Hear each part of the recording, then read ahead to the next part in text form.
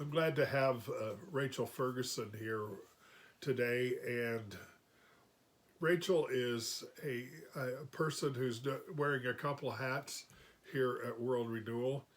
And she started with World Renewal when she was, I believe, 15 or 16. 16. And what was that involvement? I went on a short-term missions trip with our youth group. I was 16 in 1999 to Brazil. And now, what year was that? 1999. 99. And so here you are, 24 years later, and you are the head of publications of World Renewal. And I think as much a part of head of publications, you're the representative here in North America and really globally for the country of Brazil and all the ministries that take place there. And how did you go from going on a short-term mission trip, which I think for people who are involved in church today isn't that unusual, but to a career of ministry? How did that happen? Well, they called me the intern that wouldn't leave. So I went in 99, and I wanted to go back. I felt called to go back, but there were quite a few summers, I think 5 years. I wasn't able to go back until 2004. 2004, I connected with Telly and said, hey, can I come back as an intern? I've done the short-term missions trip. Can I come back? So I planned 3 months in Brazil in 2004. And then at the end of that, they said, hey, we're starting an international school. Would you like to be a part of it? And so I came back in 2005 for 6 months to be able to learn the language, to get ready for them as they started the international school. And I had problems with my visa. I could only stay 6 months out of the year, but for the next 5, 6, 7, it just kept going. It was like every year I just would come before the Lord and say, what do you have for me this year? Can I go back to Brazil? I really want to go back to Brazil. Is that what's in the plans? And every year it just worked out that I got to go back to Brazil. It kept coming back up, and it was in my heart. And it was just sort of that thing that I was willing to follow God wherever He had me.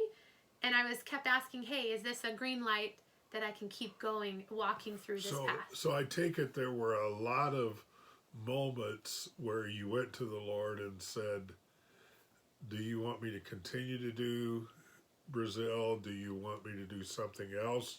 Because you also did ministry in other parts of the world other than Brazil. I remember those occasions. And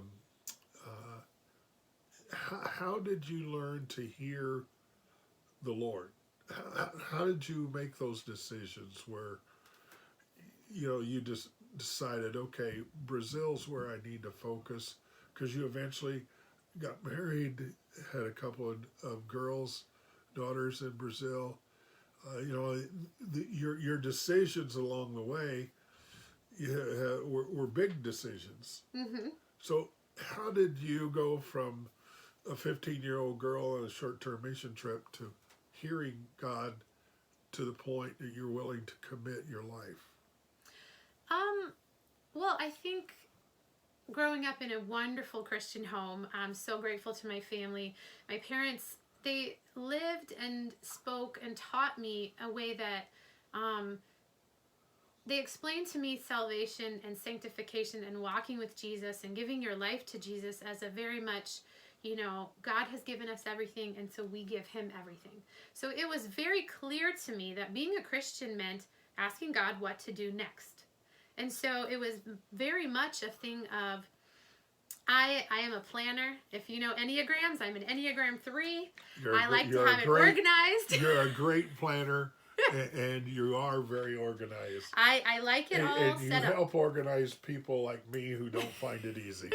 Well, I try to organize my life as well. And God made it very clear to me that He was not going to show me the whole picture, because if He did, I would go off and running and never come back to ask Him anything ever again, because I already knew it. Uh-huh. So he was very clear to not show me, I think, more than like a 6 months to 1 year like decision. I would come to him with these decisions. Do you have for me this next year? Do I feel a peace about moving forward with going back to Brazil, with teaching at the international school, with becoming more involved? I would come to him with those questions because that's what I knew I needed to do within our relationship, our personal relationship together. But he never gave me the whole picture. It was that very close one. And I was like, why don't you give me the whole picture? And he very clearly showed me, because if he gave me the whole picture, I wouldn't have to trust him. I wouldn't have to ask him anymore, because I would just go do it. Don't you think that's true for everybody? I don't know everyone, but probably. because I think he reveals things slowly, Yeah. so that, as you just said, we will learn to trust him. Mm-hmm. And I kind of see Abraham and Sarah coming out of their tent every morning, and Abraham looking up in the sky going, God, which way do we go today? Because the Lord did not lay out for them all that they were to do. How about the transition from living in Brazil with your husband and your 2 daughters, and then coming back here to North America? What was that transition like? What did that feel like? How did you make that decision? Well, God had definitely been working in my heart and in my husband's heart way before the actual decision came. I think he does prep work for a long, long time. There were some different things. Being a single missionary really worked for me, really, really well. Being married and all of the new stuff of doing life as a missionary with a husband was so exciting, so wonderful. Having children on the missions field was like a third, like completely different job, honestly. Yeah. And I loved each one of them and the phases and what they meant. But each one of them had different things that I had to learn as well. When I got married, I couldn't do missions the same way as a single missionary. That took me a long time to learn. When I had children, I couldn't do the same way. And there was a lot of conversations that we were realizing what it meant for our family, our extended family, to be in Brazil. What it meant not to be able to return. Like being single, I could travel a lot. With children, buying 4 tickets, I was like, we're only going to be able to come home once every 2 or 3, 4 years. For Christmas. That was a really big deal to our family. So realizing those things, and as our family was growing, and how the dynamics of a family works as missions rather than an individual, is a lot more. And you had to consider what's best for my husband. Yes. Vocationally as well. What's best each for my children as well. He'd been great to go and join you in Brazil and that sort of thing. But it seemed like Brazil didn't quite fit him that particular time in the life. Yes, there are different, I call it personalities. I would say mine is more of a trailblazer and Kate is more of a team worker. You need both. But within the situation of the ministry in Brazil, we were at much more of a trailblazing phase than a team working phase. And we didn't have the team to be able to support him, to be able to flourish in that way. So a lot of the decision, there was COVID, was a huge decision. Our children was a huge decision. My husband and what would be best for him. And plus, not in Brazil, them actually saying, hey, we see that this would be best for you to go back. We want to send you back in that role. It meant a lot to me that it wasn't breaking the ties.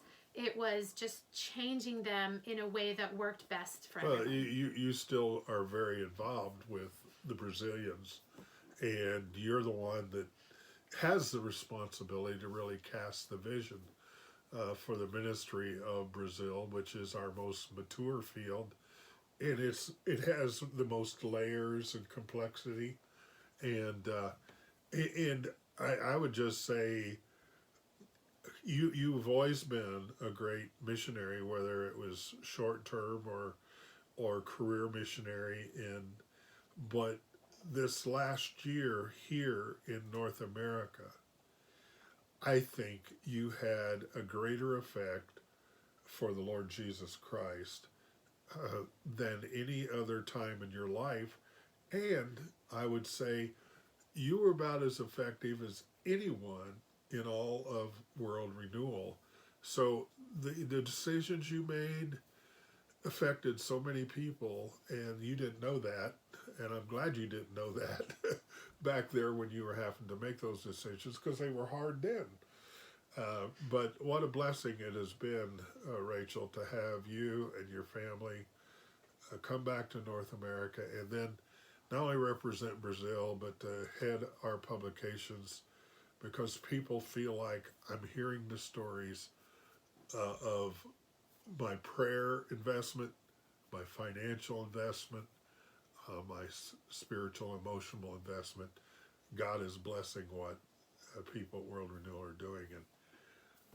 And, you know, God has used you to communicate that. So thank you very much. It's my pleasure.